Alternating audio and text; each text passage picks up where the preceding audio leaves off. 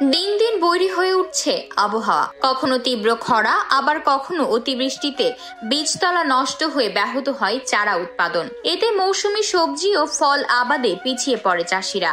এসব ঝামেলা এড়াতে এখন পাবনায় পলিটেকনিক হাউসে পেঁপে, টমেটো, বেগুন, ফুলকপি, বাঁধাকপি, ক্যাপসিকামের চারা তৈরি করছেন চাষিরা। গ্রিন হাউসের আদলে দেশীয় কৃষি ব্যবস্থাপনায় আবহাওয়া নিয়ন্ত্রণ, বালাই প্রতিরোধ, বীজতলার মান নিয়ন্ত্রণ এবং অমৌসুমে উচ্চ মূল্যের ফসল চাষে যুগান্তকারী আবিষ্কার পলিনেট হাউস। এর ব্যবহারে ভারী বৃষ্টি, তীব্র তাপদাহ, কীটপতঙ্গ, ভাইরাসজনিত রোগের মতো প্রতিকূল পরিস্থিতিতেও নিরাপদ থাকে চারা উৎপাদন, জানালেন উদ্যোক্তারা। মাঠ চারা চাইতে এই কোকোডাস্টের চারা আপনার একই সাথে লাগাইলে 1 মাসে আগাম আকপিস হয়ে যাবে। মাটির চারাটা আপনার হচ্ছে রিপ্লেস করার কারণে ওটা ধরি শিকড় গজাইতে 7 দিন, 8 দিন, 10 দিন বা 15 দিনও লেগে যেতে পারে। আর এটা তো শিকড় অলরেডি থাকে, 2-1 দিনের মধ্যে শিকড় মাটিতে আবার নতুন করে দেখা যায় আপনার গাছটা দ্রুত বড় হয়। 5-6 হাজার, 1 বিঘিতে 6 হাজার কপির চারা লাগাইলে 100, 200, 300, 500 চারা আবার খুশি দিতে হয়। আমাদের এই চারাটা খুশি দিতে হয় না, 1-2 কাটতে পারে স্বাভাবিকভাবে, কিন্তু মাটির চারা নিয়ে গেলে 200, 400, 500 চারা আপনার নষ্ট হয়ে যায়। এটা নষ্ট হয় না।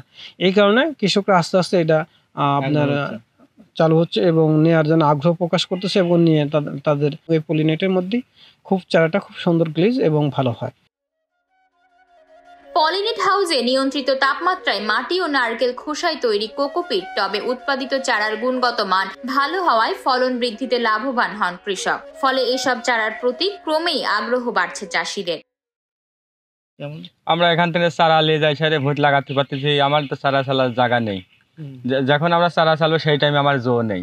কিন্তু এখানে চারা হচ্ছে, এখান থেকে চারা কিনে নিয়ে যে আমরা ওই জমিটা লাগাতে পারতেছি, তাতে আমার ভালো ফলন হচ্ছে বা হাতের কাছে পাচ্ছি, এটাই আমার লাভ।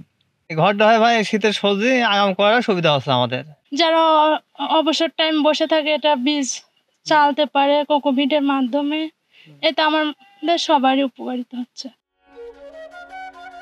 কৃষি বিভাগ জানায় পলিনেট হাউসে ফসলের উৎপাদন সনাতন পদ্ধতির চেয়ে 20% বেশি।